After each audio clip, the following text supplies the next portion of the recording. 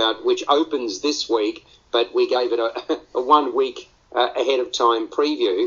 I'd be interested in your views. I just mention that it's got much in common with The Stepford Wives. It's a M-rated movie, runs for 2 hours and 3 minutes. Stepford Wives with Nicole Kidman came out in 2004, and really it's sort of this seemingly picture-perfect society, anything but, and women trapped in a sham environment. We've got Florence Pugh, we've got Harry Styles. They're a couple of the stars of the piece, along with Chris Pine. So what did you think? By the way, I mean, the director is Olivia Wilde, who also features in this movie, and the screenwriter is Katie Silberman. Now, both Wilde and Silberman worked together on a really clever comedy called Booksmart. That gives a bit of context to it all. What did you think of Don't Worry Darling, Dave?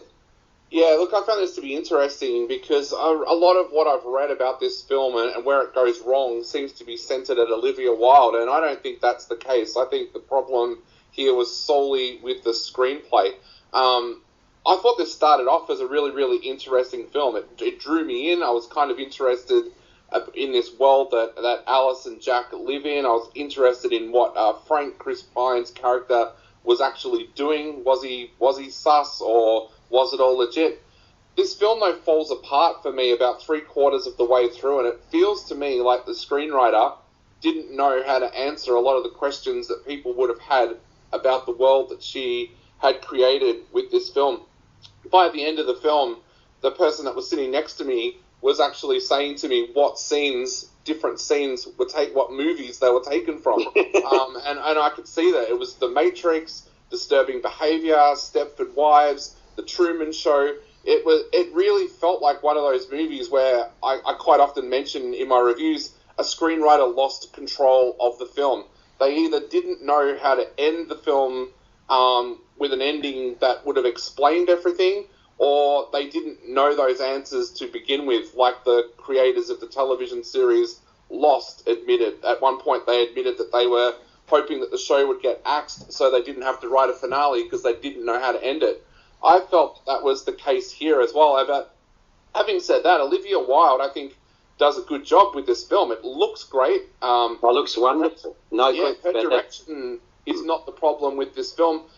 This film also, to me, shows that Florence Pugh is going to be a future Oscar winner. I think we've already known that from some of the other films that she's done, but that cemented it for me. I was also kind of impressed with Harry Styles in this as well. I know there was a lot of negative press about the way that he was cast in this film, but I thought he did a kind of admirable job with the role that he had. But I thought it had a very weak finale that didn't answer any of the questions that I had when I was watching the film. So, yeah, if the film could have had a better ending, I think it would have been a lot better film. Yeah, it's funny. My views correlate with yours because, I mean, I thought that Florence Pugh was just fantastic, really manifesting her character's increasing unease with distinction, and she seamlessly changed mood. And I also thought Harry Styles oozed dutiful charm, which is what his role called upon him to do. So that was very, very good. And, boy, synthetic perfection, so well captured by the cinematographer, Matthew Libatique. I mean, really, really good. So, you know, I also thought it was an intriguing, good-looking mystery thriller that did not need to be 2 hours and 3 minutes long, though, Dave.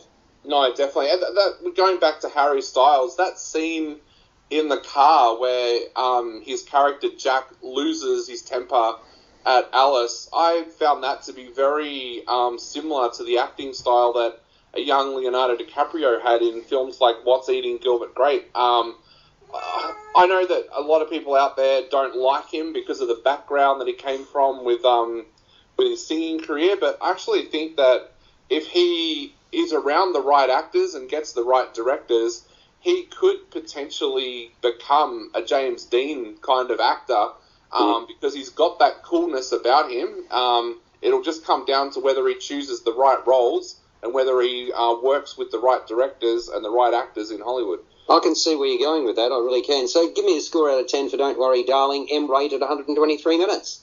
I'm going to give it 6.5 out of 10. I thought this could have been a really, really good film, but when you start borrowing off other films to try and finish off a film, you're in a lot of trouble as a screenwriter. Well, I gave it a 6.5. Peter, do you remember what you gave it last week? Yes, I did. I think the screenplay needed another draft. 5 out of 10. Right. Okay. Well, let's go.